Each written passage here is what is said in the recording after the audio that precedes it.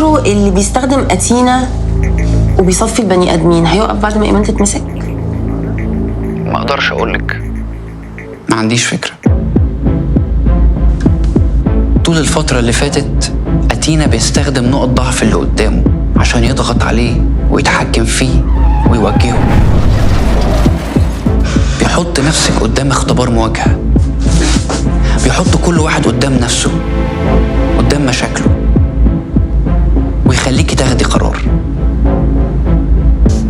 هتقدري تواجهي نفسك ولا انت أضعف من كده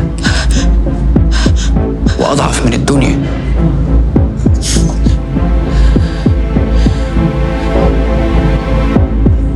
فالعدل انك تخرجي بره الحسبة تماما عشان تسيبي فرصة لناس تانية في الدنيا دي أقدر إن هم يواجهوها.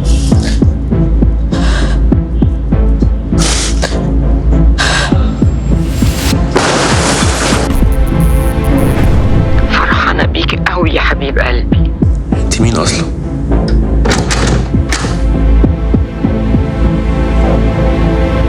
مش ده العدل برضه؟ هو من وجهة نظر اللي عمل كده اسمه عدل. ايوه بس هو مره بيطلع محمود ومره ميت. بيعرف عنك كل تفصيلة ويستخدمها ضدك. يعني استحالة يكون بني آدم.